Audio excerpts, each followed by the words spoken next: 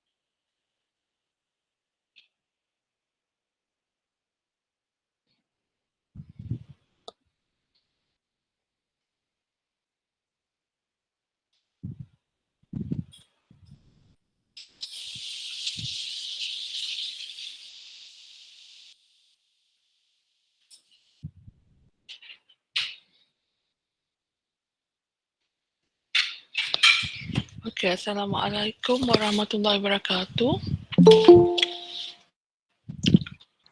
Waalaikumsalam, Doctor. Okay, in today's class, um,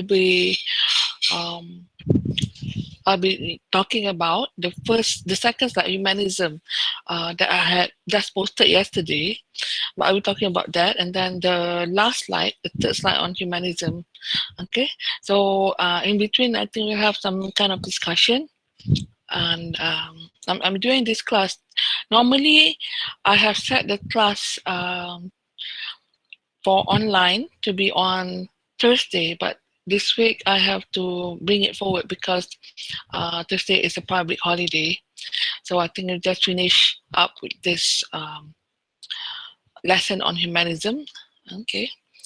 Um, so let me see. Um, I hope that are you disturbed by any type of noise that comes from my side? If you are, can you tell me? Because I can make the adjustment right now.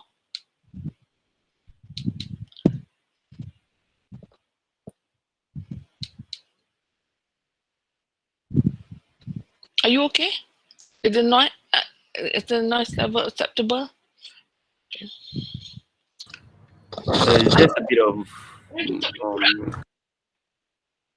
Boleh tutup pintu, abang? Okay, so wait lah.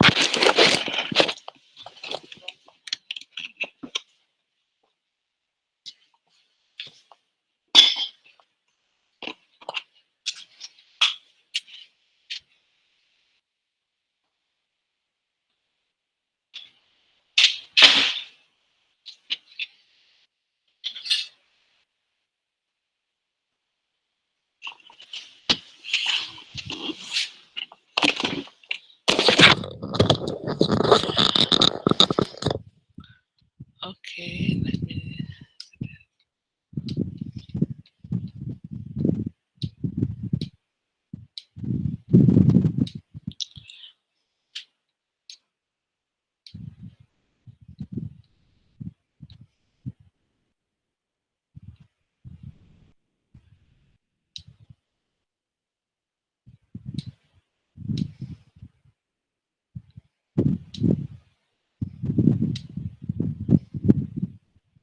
So this is the first slide on humanism, and the, after Aristotle and Plato. Oh, sorry, this is it has.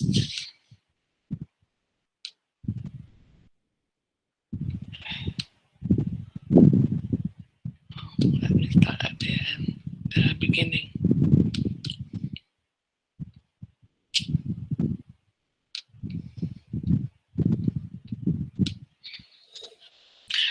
So after Aristotle and Plato had appeared on the scene and said things about literature, we have another figure coming from the Greek and Latin period, and his name is Horace. Horace was born in 65 BCE, and he was the best-known poet for writing satires and lyric odes, and his major work is called Ars Poetica, or the Arts of Poetry, Arts of Poetry. So the purpose of poetry, according to him, is dulce et utile. Dulce is sweet in Latin, and utile is useful. So what he meant was by sweet and useful is that poetry must be entertaining or sweet and useful, educational. He believes that it is a didactic tool. Didactic means to teach something. It can teach lessons to its hearers. Now, the pleasure of poetry makes it popular because during his time, people didn't have any television or YouTube and so on. So what they had was poetry, and poetry was very popular, and people felt pleasure. They wanted to hear people reciting poems, and from these recitations, they also learn things, because poems at that time was very what do you call that, educational. Yeah? Even in today's world, when we read the Quran is written in verses that are poetic, yeah? And we learn lessons from the Quran, but also get to sense the beauty of the Quran through the rhyming lines and whatnot. Yeah? So poets also, according to Horace, also imitated other poets and not just nature. And he inculcated the idea, he instilled the idea in many other poets that it is important to know literary tradition or one's traditional writings in poetry, and respecting conventions, meaning to follow the forms of poetry as well as to create new ones. Now, another figure who appeared on the scene and around at a later time was Plotinus. Now, Plotinus is regarded as a founder of Neoplatonism, which is another school of poetry. And he was born in Lycopolis, Egypt. So he was actually born in Egypt, and he studied philosophy at Alexandria, and later joined the Roman army. And he went up to Rome. Since Rome and Egypt, they were the same empire. They were in the same empire, the Roman Empire. So he went to Rome and stayed there and lectured until his death. And his period is called, and what he taught is called Neoplatonism, because 19th century Europeans term it Neoplatonism. But if you were to ask him what was his school of thought, he would probably say Platonism, because he was following the ideas of Plato. Um, and neo here means new. So, in a way, 19th century historians were telling people that came after them that he was contributing also. Plotinus made contribution to Platonism. And in Neoplatonism, the world is conceived as an emanation from an ultimate indivisible being with whom the soul is capable of being united in trance or ecstasy. So, uh, Plato believed that this world is an illusion. This is not real. Um, and there is another ideal world. But Neoplatonism says that God is in this world, even though he does not appear directly. So it's in this world because all of the creation in this world is comes from God. We are all made of God's essence. So God is in us. And in order to know about this God, one can contemplate, can think about God um, by looking at trees, by looking at stars, and so on. So one is capable also of being reunited, becoming one with this God through trance or ecstasy. And if one could get oneself into a state of trance, one would experience being reunited with God. So some thinkers argue that because Neoplatonism and other Greek philosophies became popular in Muslim countries during 8th CE and until 12th CE, that the Sufistic movement in many Muslim countries were influenced by Neoplatonism. In Sufism, there are many schools of thought, but one is called Wahdatul Wujud, or unitism, in which the Sufis believe that we can become one with God through contemplation. So some thinkers argue that this Wahdatul Wujud school was influenced by Neoplatonism, and they believe that mankind is just a drop of water that slips into the ocean and lose our individuality. So we can lose consciousness and become one with God. Yeah? So there are some objections from Muslims because this may lead to a neglect of practicing compulsory religious rituals such as the five articles of Islam, for example, Salat. Muhammad Iqbal, another a Pakistan poet who was very famous, he came up with the idea that mankind is separated from Allah Subhanahu wa Taala, then this world is not everlasting, eh? And he did not like Wadatul school because he saw that some people during his time even did not pray because they believe that contemplation is enough in order to get near God, in order to know God. You don't have to pray. So for Muhammad Iqbal, prayer salat is compulsory, and all Muslims and in mainstream Islam we believe also that prayers are compulsory. So his poems depict Muhammad Iqbal's poems depict this um, feeling that God is a different entity from man. So mankind is always searching for God, always praying to Him, worshiping Him, and not becoming one. So that is the belief of Muhammad Iqbal, and it often contradicted the beliefs of the Sufis.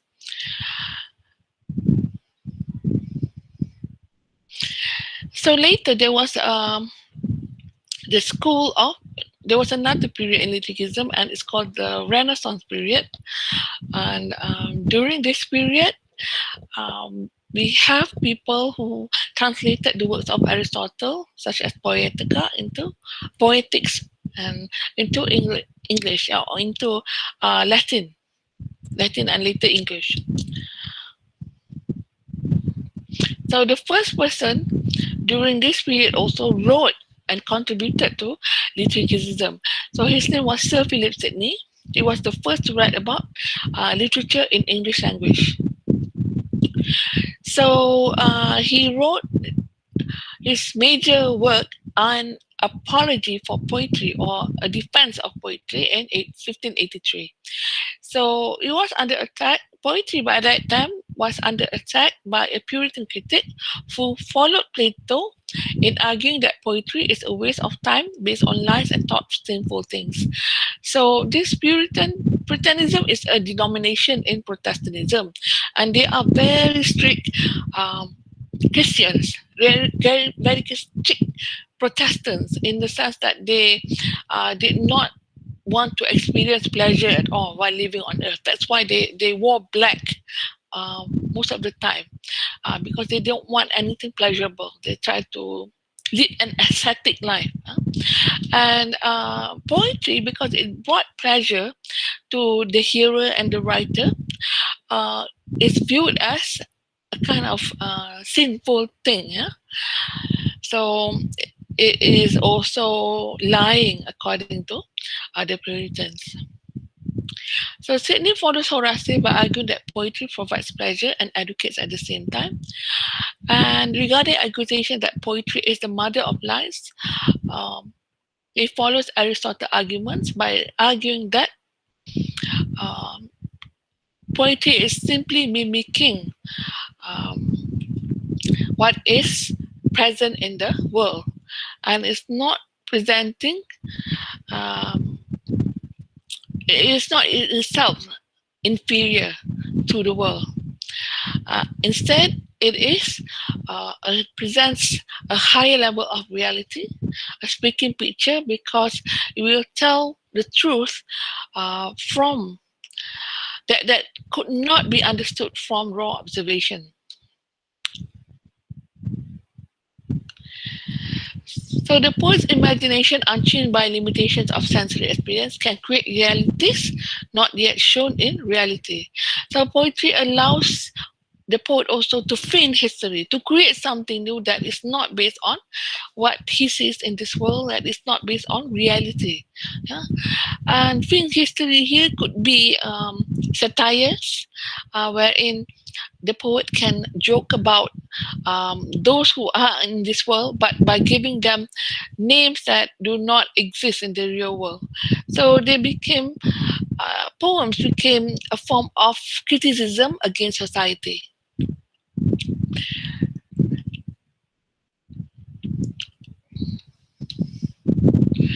Cheney says that poetry has some participation of divineness by showing man the desires of his mind. Just as soul is greater than the world, poetry is greater than the material world. So sometimes poems also, because they rely on emotion, they can really show your true desire. Huh?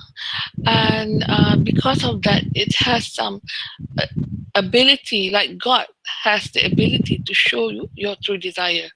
More than that, poetry can alter the way we comprehend something, unlike reason, which can just perceive and understand it. So he believes that poetry or art is better than reason, because poetry can show you um, how to think about something instead of just show you how to observe about something. So the next person is Joseph Addison. Joseph Addison wrote on the pleasures of the imagination, where he explores the question of how poetry creates pleasure. And he is very concerned about the aesthetic effect of poems, the beauty effect. And to him, poetry is has types of pleasure. It produces two types of pleasure. Poetry produces one, but in general, everything that is beautiful produces two types of pleasure. The first is primary pleasures, where there is an immediate experience of objects through primary perceptions. And most notably, this primary pleasure produces something that is good, something that makes one happy. Secondary pleasures is the experience of ideas from secondary objects, words, or pictures when the subjects are not directly present. So, an example of primary pleasure would be a rose, and that somebody perhaps can give you, and you obtain pleasure. You can feel pleasure by looking at the rose. And this, in the secondary pleasure, somebody gives you a picture of the rose. So it's not exactly the subject itself, but a representation of the subject. And this picture can also makes you feel pleasurable. You can gain pleasure by looking at the picture.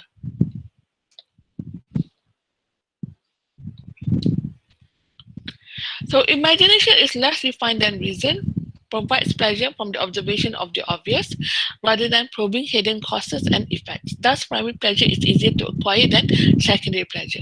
So because imagination is what is needed in order to find pleasure in the primary pleasure. It provides pleasure from observation of the obvious. And you don't, when you have imagination, when somebody gives you a flower, maybe you can imagine that the person who gives you the flower is somebody who loves you, or maybe who's falling in love with you.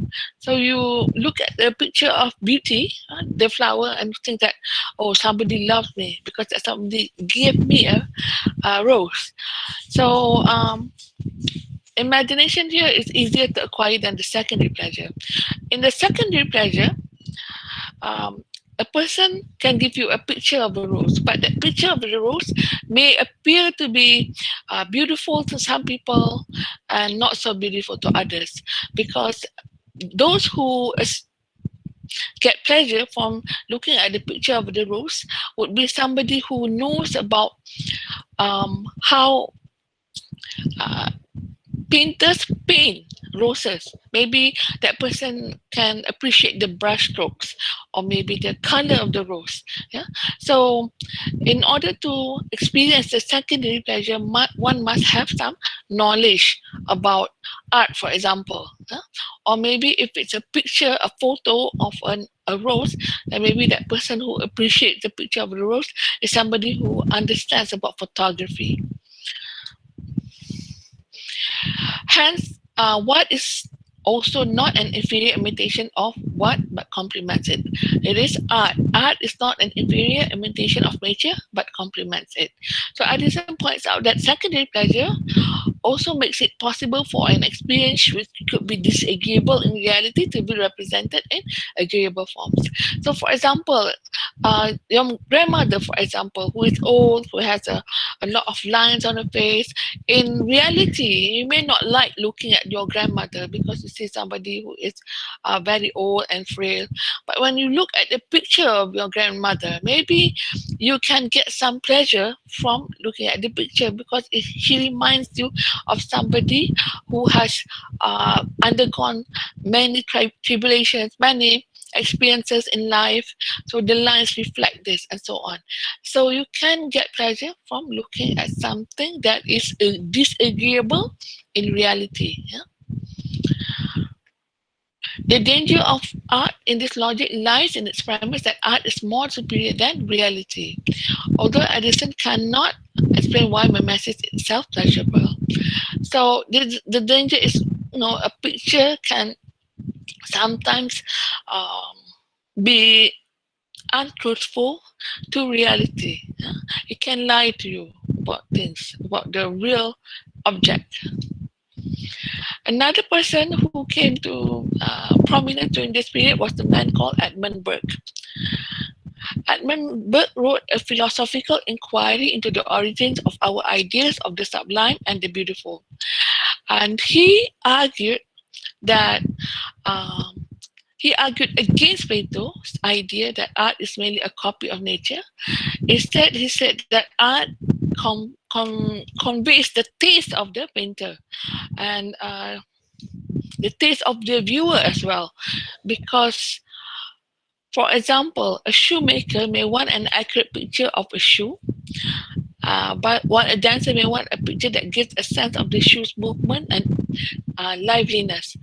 So this is an emotional quality rather than a physical one. So many people, and not only viewers of paintings, but also painters may paint differently from each other according to their taste, and no taste is inferior to the other.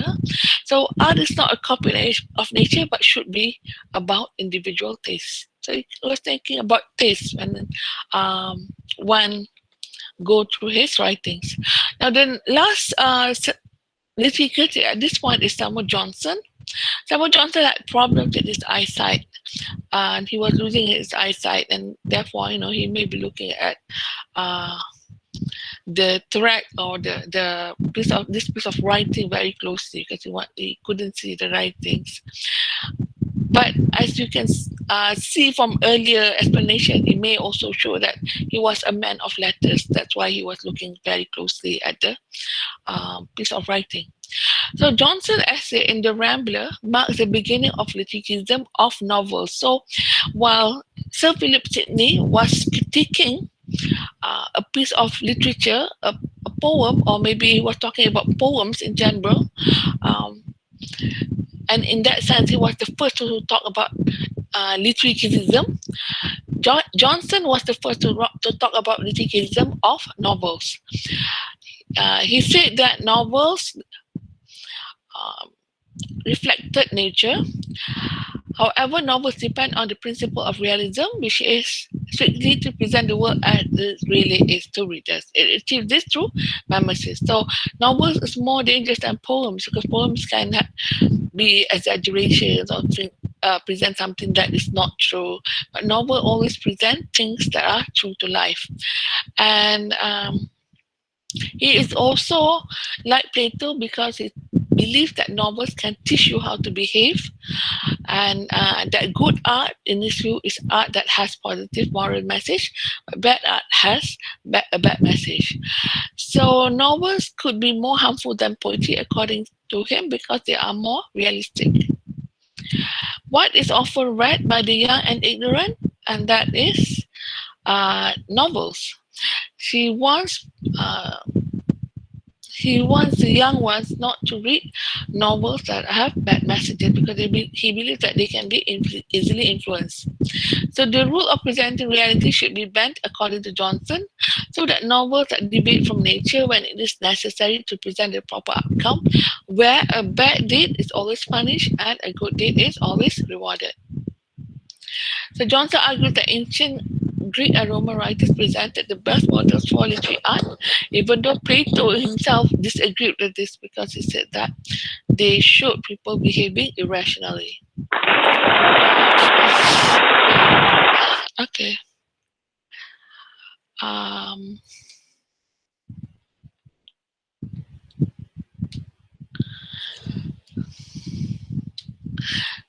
so I'm always surprised by the last slide because there'll be somebody clapping, and I didn't put that. My daughter did, and it was very surprising to hear that clap.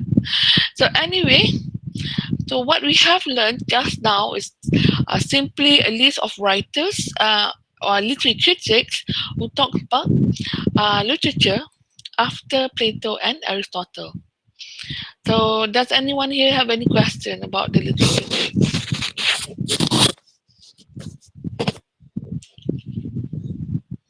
Does anyone here have any question? What do you think? Um, Perhaps I have some questions to ask. Um,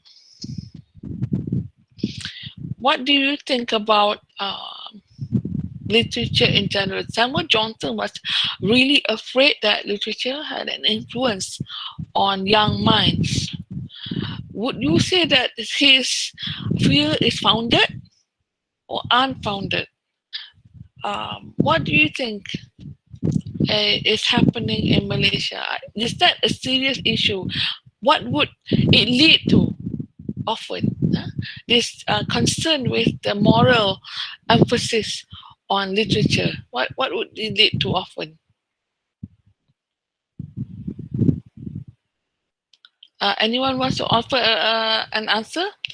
How about Afia Jumat? Afia Jumat?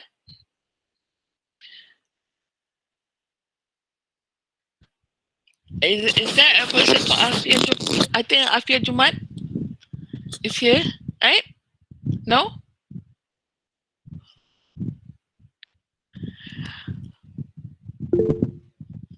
Okay, you have problem talking, is it? Okay. Um, who can talk? Nur Afdolia? Nur Afdolia, is it? Is it your name Nur Afdolia? Do you have problems? Okay, maybe you can talk to Suhaili Rahman. Yeah, your Uh, microphone on. Okay. Hello, sir. What do you think that no about novels? Do you think novels are dangerous? Um, I'm not sure about dangerous, but I think it do have the influence to change a person's perspective because of how it has the history with revolution and again industrialization. So I think literature plays a big part in influencing the perspective of people in the early age. Okay, only India. Oh, sorry, somebody calling me.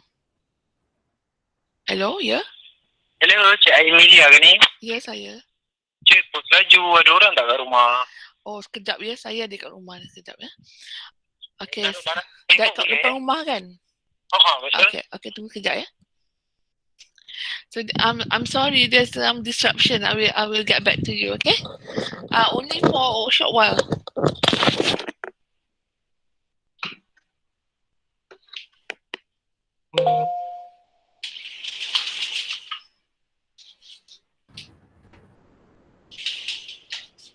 Beda model puzzle lah tu. Yeah. I think that parcel man just saved my life, bro.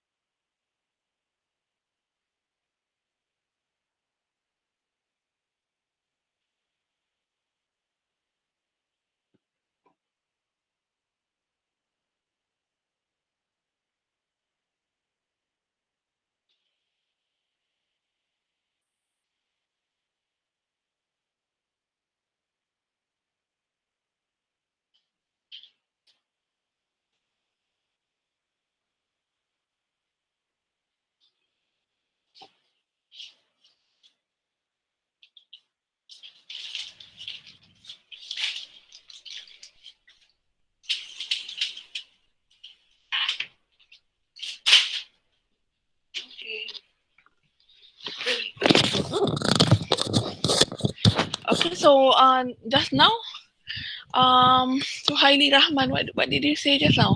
Sorry about that. Hello. Sorry, jap. Okay.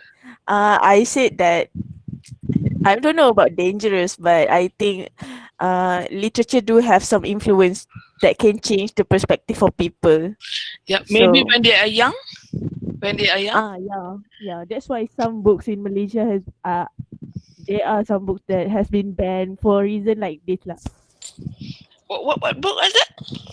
What? I um I don't know much, but I know that some books from the author of Faizal Terani has been banned. Okay, yeah. Books by Paita Tehrani, right? He is a very well-known author whose book has been banned multiple times. Yeah, because they talk about LGBT and perhaps um, other things as well. Because she was, I mean, I don't know whether it's actually a Shia person, but uh, his name even is called Faizal Tehrani. From so purportedly he had also visited and performed pilgrimage in Iran. Yeah, so I met him. I know him. So yeah, and I mean there are books that have been banned, perhaps because they are thought to be very influential on young people. Have you read also about Mr. What that? Suamiku Mr. Ikan Bilis, no? Oh, Mr. Sotong, right? Yeah. So you see, sometimes in bookstore we have many novels like that, right? Cinta 200% or whatever. Huh? And, and some of them have schoolgirls who end up marrying their teacher, right? Yeah. So wouldn't you be afraid if your niece were to read these books? No, maybe your niece is very young. She would be influenced to marry her own teacher. Could it be that? Yeah. So I know I'm afraid because my niece used to like reading all these novels, and in that sense, novel can become something very dangerous to society, even though we may say that, who reads novel nowadays. But when you look at bookstores, especially Malay bookstores, sometimes you find the novels that are all about love, you know, falling in love with somebody and all that. And if you're afraid that the young girls who read them, I don't think boys read them, but young girls who read them will also fall in love with the wrong person, with the man, and they are too young. And there are people actually who marry at the age of 12. There are people like that, or below 16. I know my daughter has a friend who not his. Actually, she's not her friend, my daughter's friend, but a friend of a friend. Okay, and this friend of a friend got married at the age of 13. Yes, very young, but it's not reported, I think, to the authorities because they wouldn't allow it. And now she has a daughter already. Okay. So it could be very dangerous, couldn't it be? Anyone wants to say anything else? I think that was a very good point. And your view is perhaps also founded. It can be founded. There are people who can be influenced. Huh? I have a friend of a friend who has tickets at the age of 15 too. Yes, there you go. Friend of a friend always says. So if you ask a friend, if you say, I have a friend who married at 12, and everybody will say to you, which friend? Right? But if you say a friend of a friend, it can become distant. But this is true also. It's just a friend of a friend. So, okay. So anyone wants to say? And there are books that are. Do you think that censorship should be allowed? I think censorship are okay or not. How about censorship? What do you think about Malaysian censorship? Do we need censorship? Yes. Okay. I've seen the first person who said that, Sharifah Aisha. Do you need censorship and why? Why do you need censorship? Particularly just the same reason as what we discussed before this, because I mean, not all. There are some topics that I think that doesn't deserve censorship, but there are topics that can cause a greater damage, especially the young generations. For example, the justification of pedophilia, or the justification of incest, the justification of rape. The views. There are some people who like feels like pedophilia is a preference, and But there are what did they say about pedophilia? there are people who thinks that pedophilia is like a preference. They are like a kind of sexuality, Oh. just like homosexual, but it's like they're attracted to kids, and they want to educate people on that matter, which I Really? think, Oh. yeah, which I think is very harmful. I think we don't need that further discussion about pedophilia, because it's really harmful. So we don't need their perspective on that. Uh, because it's very harmful on younger generation, especially if they you know read about that, and for at the age of 13 they all got married. I think we should at least reduce you know the underage marriage uh, as much as we can, so we don't need that kind of boost that people just find reasons to just justify the action. So that's my opinion. Mm. Yeah, okay. I can see your point. Pedophilia maybe not in the sense of very young children, but maybe below 16, right? Where you have Yeah, marriages between older men often, and yeah, younger. yeah, Yeah. So yeah, and no, there are, of course, you say that some things should be censored and others are not. And yeah, I mean, it is a matter of debate. After all, there are things that are considered sensitive, but they are lawful. For example, um, other than that, other than discussing of pedophilia, sometimes it is controversial. You can also, I want to quote one instance where a book was showing how the ways of praying, and this book had pictures of a man carrying a baby while praying, and it's not something that is unlawful. When he is performing sujud, for example, he put the baby on the floor, and then when he goes up again, he would carry the baby on his shoulder. So Jakim thought that this was very controversial because it doesn't look like the normal type of praying. Okay, solat or performing solat. So they actually banned the book, but the book is right. I mean, it's not un-Islamic to do that. So there are censorship is a bit of controversy, and we have also Netflix. Some people are against. Have you seen Netflix? If you have seen Netflix, it has some controversial issue. For example, on same-sex marriages, same-sex relationship. No, we're not talking about nudity or all those things, but because there is a sign there on if you see Netflix, they'll be warning you of those things.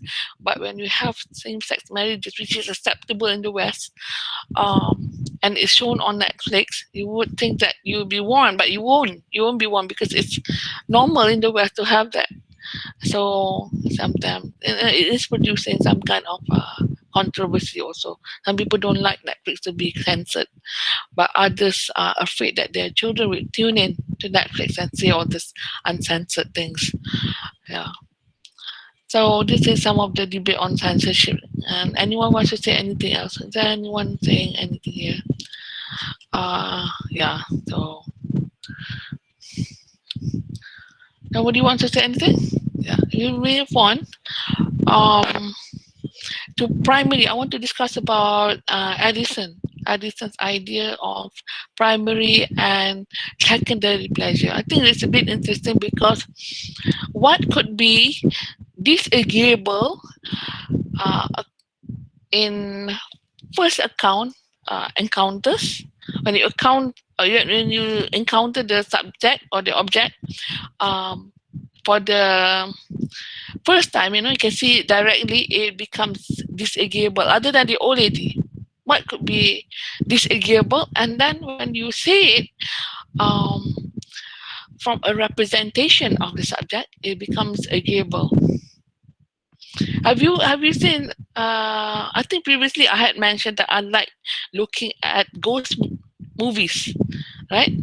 Yeah. So this is one example of a secondary pleasure because I gain pleasure from looking at ghost movies. But do you know that I would be really afraid to encounter a ghost myself?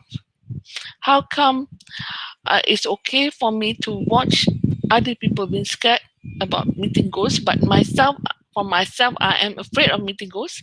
Actually, there is an abandoned house in my home. Which has been left abandoned because the couple broke up and divorced, but they couldn't sell the house because they disagreed on who will get the money. And every night I pass the house and I'm afraid to see the house at night because it has been reported that there are ghosts in there. So this is one instance where you see primary pleasure of something disagreeable, and then secondary pleasure of the same thing being agreeable. I think this is an interesting thing, yeah, to just explore about the human mind. So let us look at another pair of slides. For this class, I would like to finish up this other pair of slides.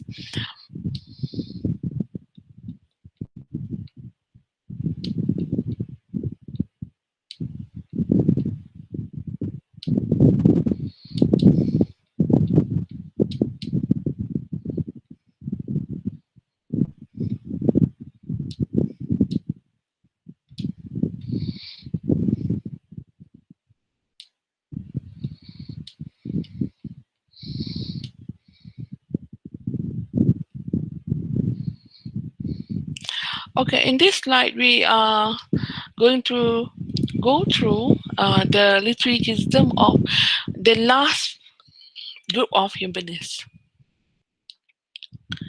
Now, the first person that we encounter is William Wordsworth, who came during the Romantic period. And the Romantic period is another period in literary criticism. Now, he brought with him an idea that was novel and new, yeah, to many writers during his period.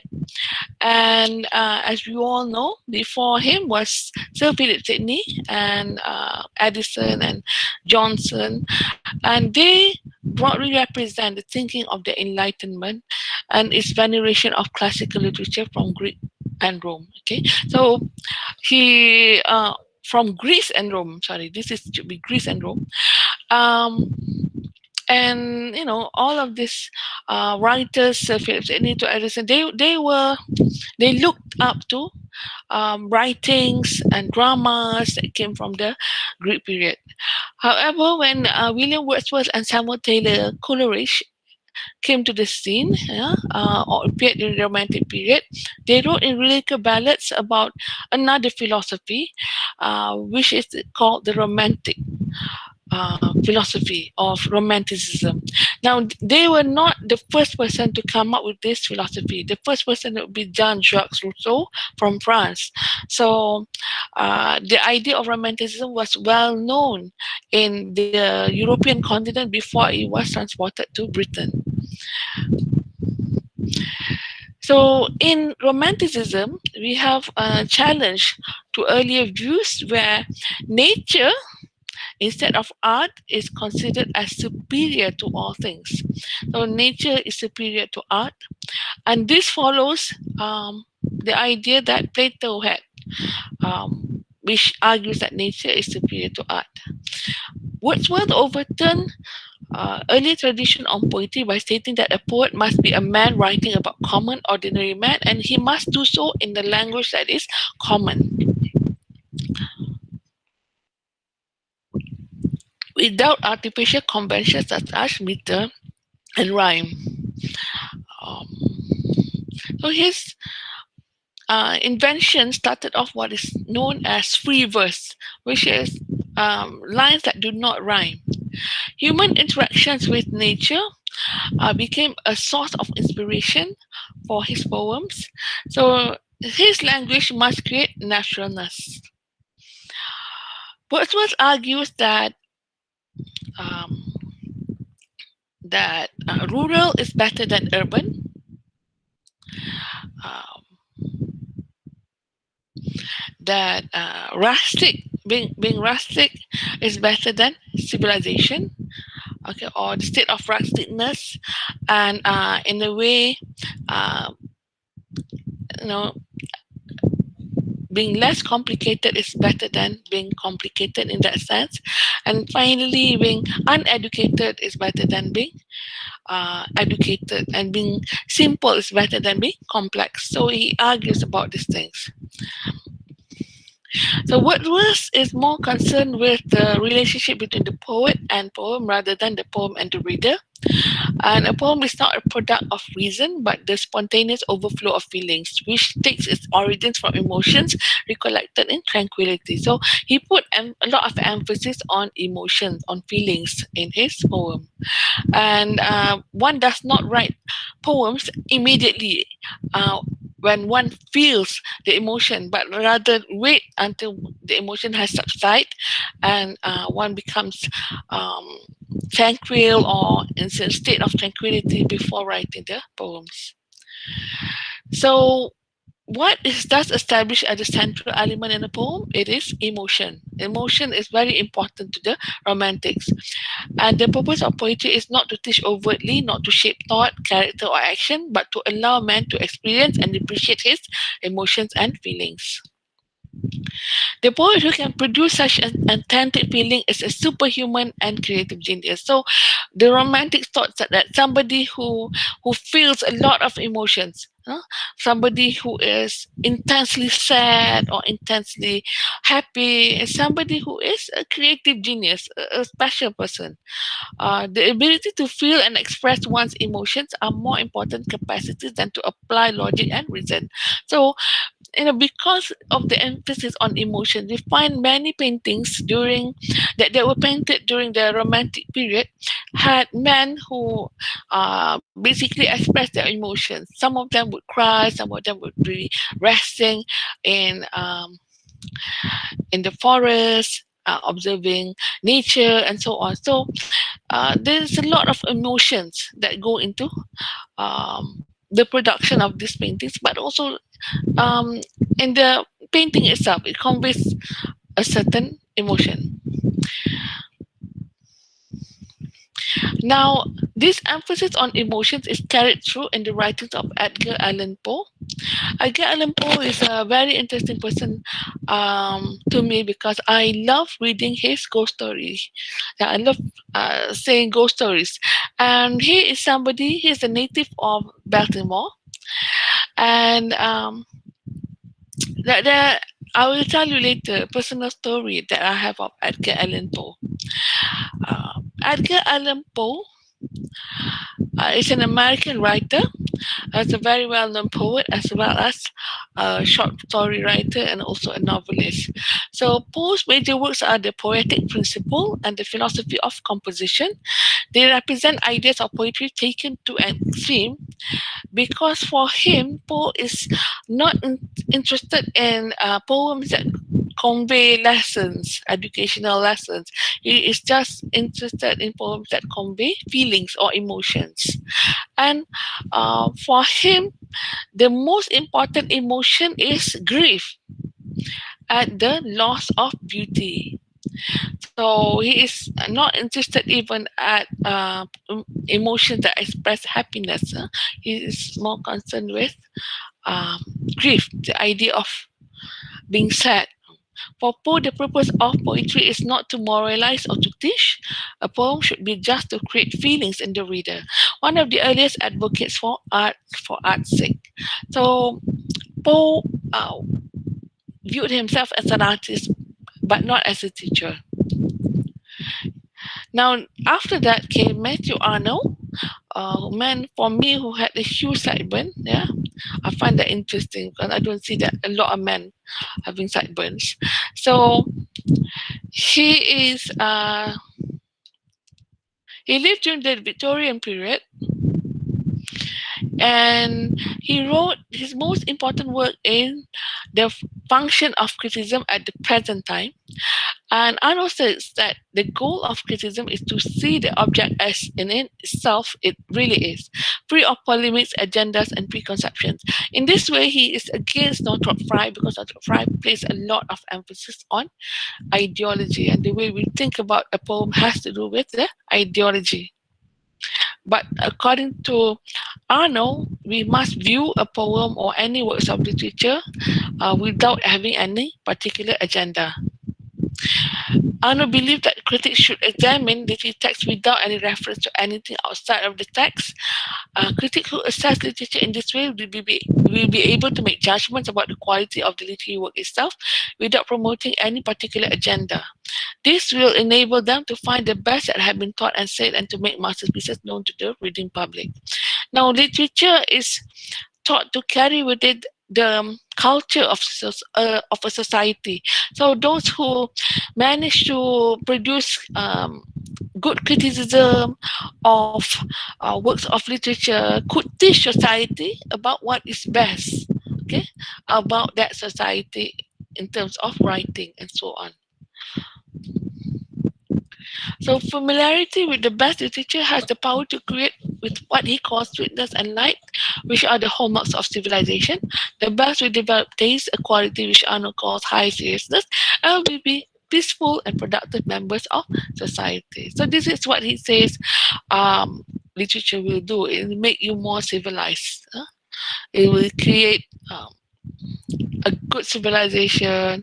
You will have taste. You won't write about rubbish and all that. You know, we will write about things that will inspire other people and so on. About the best manners to have and so on from literature. So in short, Arnold tells us that a literary education is the best in the best text will make us better human beings and the world a more peaceful place to live in. But this is a very optimistic view because reading literature itself can sometimes not make us better human beings. It'll be the same, but we know a lot more about people. So he was also somebody who had veneration, who liked to talk about Greek culture, who admired Greek culture. So you have a caricature of him here. Okay. There was another applause waiting to be heard, so I managed to suppress that.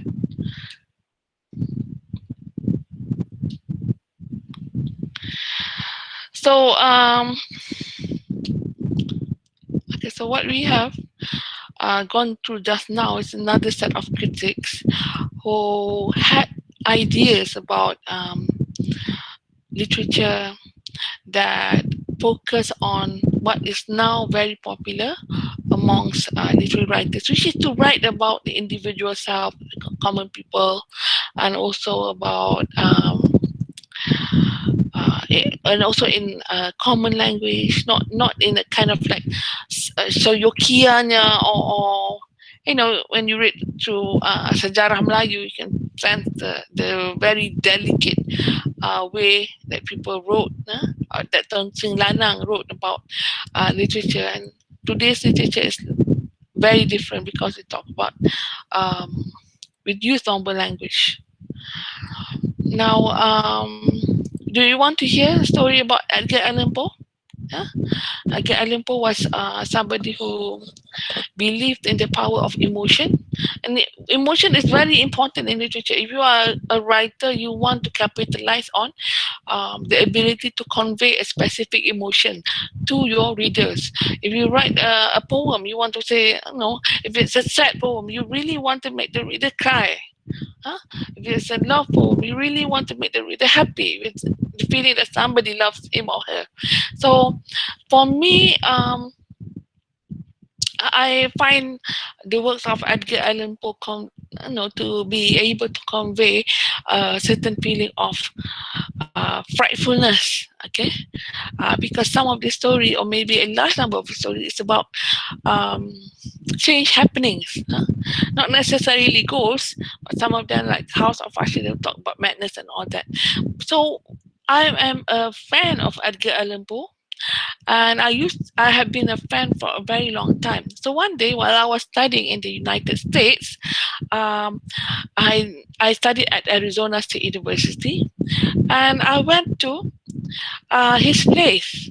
I decided to go to Baltimore and also to Washington DC, because that's where many major cities in the US are located. You can see New York, you can see Washington DC. If you go to the I'm sorry, not south, but eastern side, northern eastern side of the US.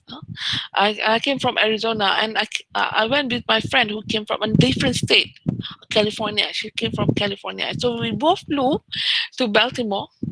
Okay, and we went to many places. It was so fun. If you have the chance to visit the world, go to many countries before you get married, because when you get married, sometimes you have children and all that. They make life very busy for you. So I went to New York and many places, including Baltimore. And at the end of my journey, my friend and I went back to the Baltimore airport.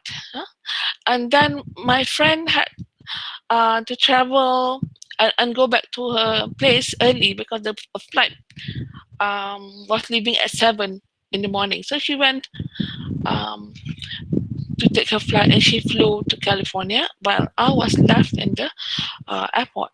So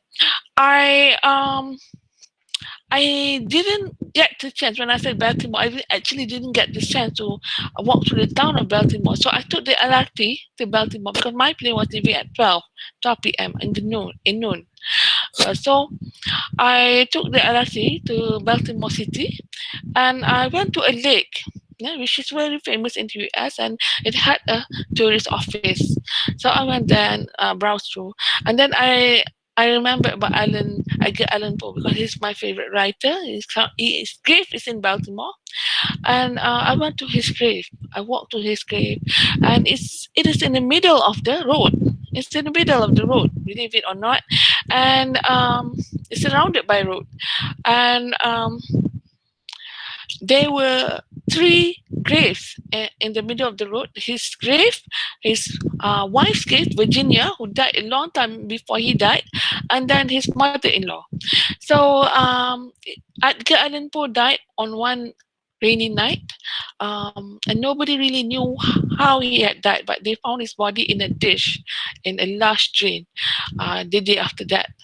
So they buried him there, and it's now a very, very big grave. He died a pauper, but his grave was very elaborate. I think people made it more elaborate because he was a very well-known writer during his time. So I went back. The time was passing very fast, and by that time it was around 10 something, 10:30. So I went back to the Baltimore airport via LRT, and then suddenly I at the airport I found something amiss. I was really scared. I was really scared at the airport. Um, I wasn't really scared because I had seen this ghost. No, I wasn't that. It wasn't that. I was scared because suddenly when I looked at my handbag, I couldn't find my passport. So it was really a very, very, what do you call that, fearful moment for me, because if you lose your passport, you have to pay 7,000 ringgit to the Malaysian embassy to get a new one.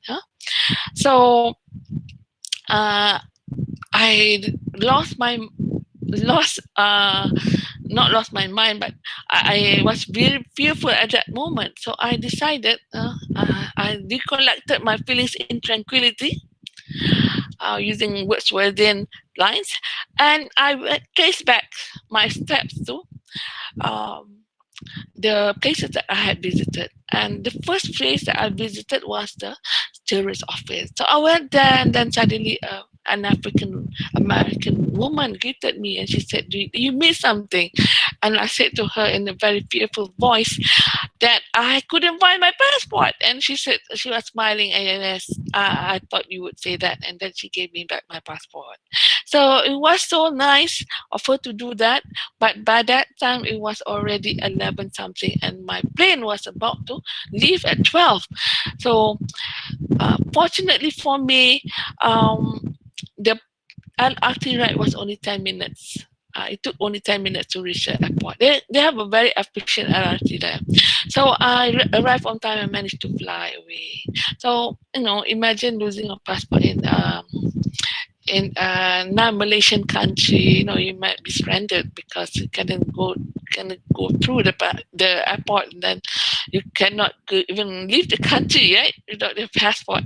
So it was a very, very scary moment. That's my story with Edgar Allan Poe. It's more like, the other fears that I have to encounter in this world rather than fear of ghosts. So I hope you enjoyed that story. I will tell that to my other classes when I was teaching, and they would be shocked. And it's a bit difficult to tell that online, because you don't know about how other people might view your story. Okay, so this is my encounter with Edgar Allan Poe. Does anyone have any questions about the other literary critics and whatnot? I just wanted to point out one thing about the last critic that we went through, which is Matthew Arnold. Matthew Arnold was a very religious man, but he wrote about literary criticism that said that when one were to read a poem, one should not read the poem with any ideas or perception, ideology, and it is. Uh, he placed a lot of emphasis on literature because at his time, during the 19th century, people had started to neglect religion. Religion was not considered very important to people. Many people stopped going to churches, and they started to behave in ways that are sometimes not acceptable. They became corrupt. There was child labor. There were many things that are considered not considered immoral, you can say. And literature at that time was the only tool, according to people like Arnold, to teach society on how to behave well. So there was a lot of emphasis on literature because it became like a Bible for people in England who were living without any belief in the Bible anymore. And this has to do with a major part of it has to do with Charles Darwin. Charles Darwin, who appeared along, who was Arnold's contemporary. Charles Darwin and evolution. The evolution theory at this time became very important. And to this day, many people in the West actually do not believe in religion. I mean, you can say that there are people who do believe in religion, but in large amount also do not believe in God anymore. And they believe in the evolutionary theory. Evolutionary theory is the theory that man came from another animal, the monkeys. But the monkeys there, they came from another animal. Yeah, do you know that? And then the other animal came from another animal. So all the animals are linked to each other. And the last animal to appear on this earth is the amoeba. So man, according to the evolutionary, came from the amoeba. that we have descended from the amoebas. We have evolved through time to become mankind. And I would, um, in the process of evolving to become another animal, there are animals that carry with them two characteristics. For example, when a bird evolves into an alligator, the bird would have two separate what do you call that, characteristics. It would have wings, but at the same time it would have a tail like an alligator. So this link between two species that we will eventually become human beings um, has never been found. The fossil has never been found. But Westerners believe that the links are there because they have accepted evolutionary theory. In fact, Darwin is the most influential man in the history of Britain. He was the first. He had the first place, and there was a survey around sometime back, maybe 10 years back, that showed that Darwin was very popular amongst British people, yeah, because of his ideas on evolution. So this is because of secularism as well, and things like that. So people started to lose belief in religion because of this so-called scientific findings. Yeah. So nowadays, um, we have secularism in the West. There are Christians there, but by far, many of the people are actually secular. They don't believe in God anymore. Yeah. Most of them are atheists, not only secular but atheists. So that's the problem with the West. By the way, before I say anything else, do you know that what is the largest animal on Earth? Can you know? Do you know that? Do you know largest animal on Earth? Huh? Whale. Yes, the blue whale. But now I want to ask you the harder question. What is the smallest animal on Earth? Does anyone know? The smallest animal on Earth. Is it the ant? Microorganism. Again? The amoeba? Amoeba, yeah, amoeba. Okay. Actually, there are many contenders to this distinct place of being the smallest animal on Earth. But the one I found from the internet is called tartargat. Tartargat. Yeah. What is a tartargat? It is cannot see it from your eyes. It's microscopic, but it is a fully functional animal, and that could survive outer space for 1 year without water. So it is the smallest animal. So it's interesting to know what is the smallest animal on Earth, right? Because the biggest would be the blue whale, but what is the smallest one? This according to the scientists, it's called tartargat. What is this animal?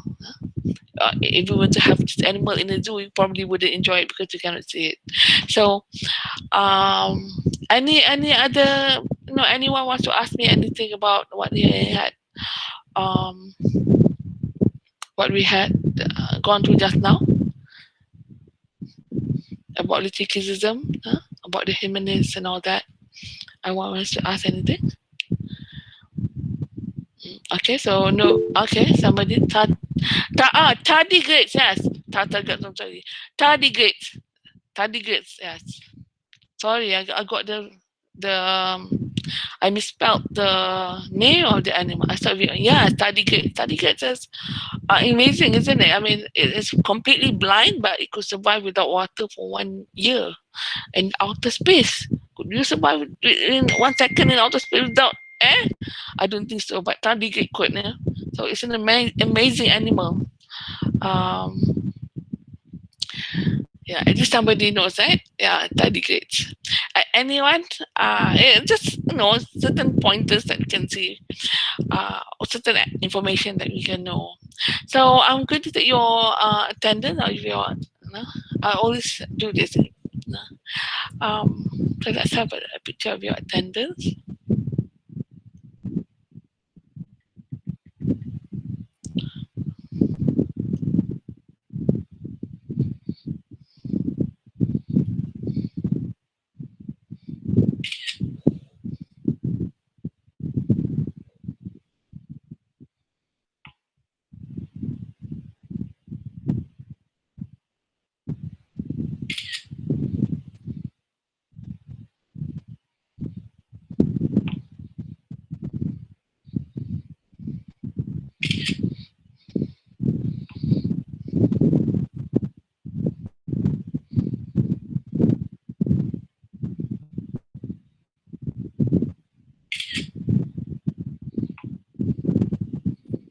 Okay, so without further ado, maybe if you have any question, you can ask me. Yeah. Um, I wanted nobody asked me about Sufism. There was a girl who had asked me about Sufism because she was interested in philosophy. Yeah. So Sufism is very interesting. Okay, I can upload this if you want to. Yeah. But no, some girl asked me about Sufism, and what I had to say about that is that um, Sufism is not unlawful in Islam. It belongs to tasawwuf, right? I mean, the another aspect of Islam, but there are non-Islamic Sufism and Islamic Sufism. So, in a way, Sufism is it relates to the mystical beliefs in the mysticism regarding religion and so on, and in the West, even though they use the term Sufi, it is could be a non-Islamic one because they believed in ideas like wahdatul wujud, which is slightly non-Islamic, and also some of them actually are not Muslim, but they call themselves Sufis because they believe in all of the religions in this world, including Allah Subhanahu wa Taala. So this presents a problem, but there is an Islamic version of Sufism, and you can find more about this in Al-Ghazali work, the works of Al-Ghazali. So, anyone wants to ask any questions about anything? Okay, so if you're not, then I would say goodbye to you and have a wonderful evening and also a holiday on Thursday, right? Okay, so I bid you adieu.